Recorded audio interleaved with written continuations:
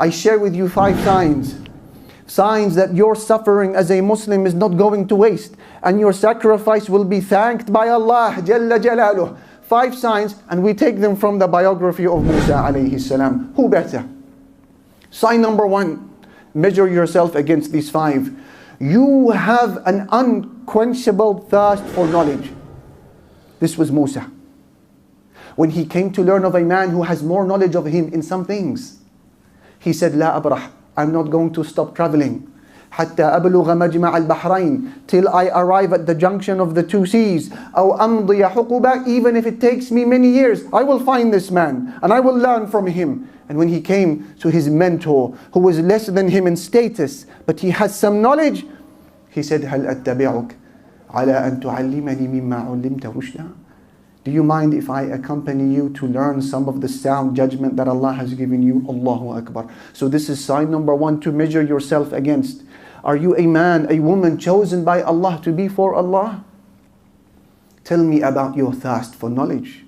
مَن يُرِدِ اللَّهُ بِهِ خَيْرًا يُفَقِّهُ فِي الدِّينِ. Our Nabi sallallahu alayhi wasallam said, when Allah wants good for a person, He gives him understanding of the religion. Sign number 2.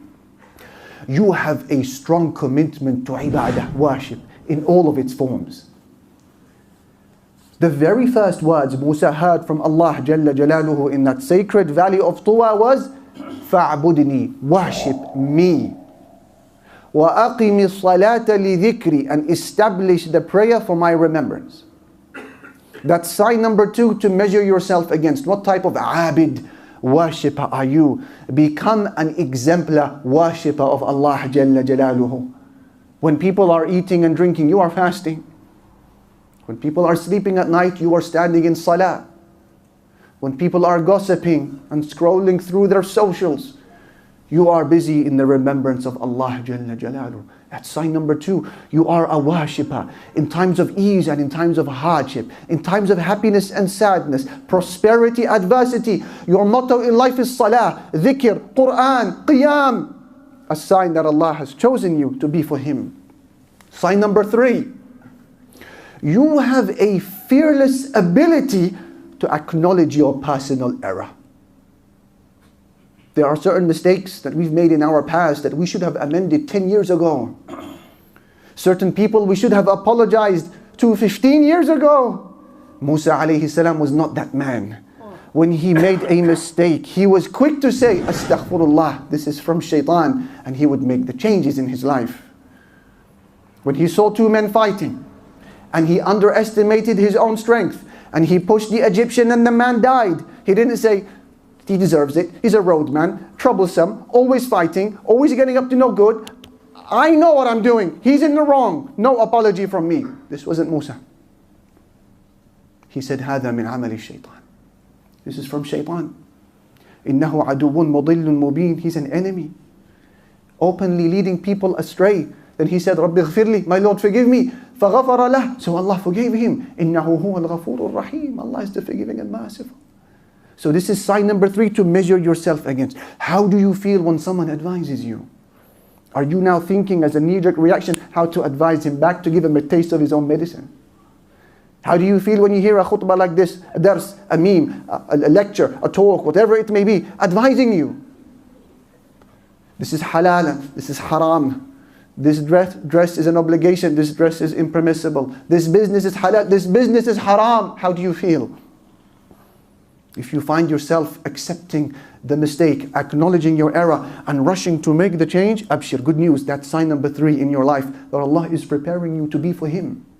Sign number 4, you have an unbreakable ethic of sabr, patience. Before he left Egypt and after, Musa alayhi salam suffered at every level. وَلَمْ يُرَى إِلَّا صَابِرًا مُحْتَسِبًا. Yet he was only ever seen patient. In fact, so great was his sabr, patience, that our Prophet ﷺ saw Musa as an example. And when things became tough for him and people harmed him, he would say, رَحِمَ اللَّهُ أَخِي Musa. May Allah have mercy on my brother Musa. قَدْ أُوذِيَ بِأَكْثَرَ مِنْ ذَلِكَ فَصَبَرَ.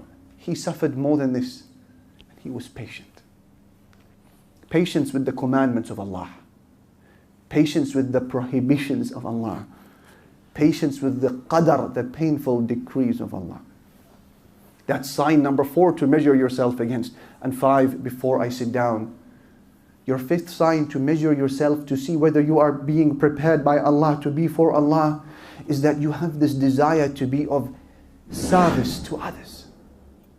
Musa sees 2 people fighting. He has to involve himself to settle the dispute. He did this twice. He sees 2 women who can't push and shove with men to water their animals. So he takes the initiative, brings the animals, waters them, hands them over, and walks away. Even when he was studying under his teacher and he saw things that he didn't like, he had to say something. So Musa was a man of ihsan, excellence, wanting to serve. It's not just about his ambitions and his career and his mirror reflection. وَلَمَّا بَلَغَ أَشُدَّهُ وَاسْتَوَى. Allah says when he reached his full age of maturity and became a man, آتَيْنَاهُ حُكْمًا وَعِلْمًا. We gave him wisdom and knowledge. Why? وَكَذَلِكَ نَجْزِي الْمُحْسِنِينَ. Because Musa was a man who was of excellence, of service to others. These are 5 signs to measure yourself against to see whether you are for Allah, by Allah and for Allah. We said number 1, a thirst for knowledge. Number 2, a commitment to ibadah. Number 3, a fearless acknowledgement of personal error.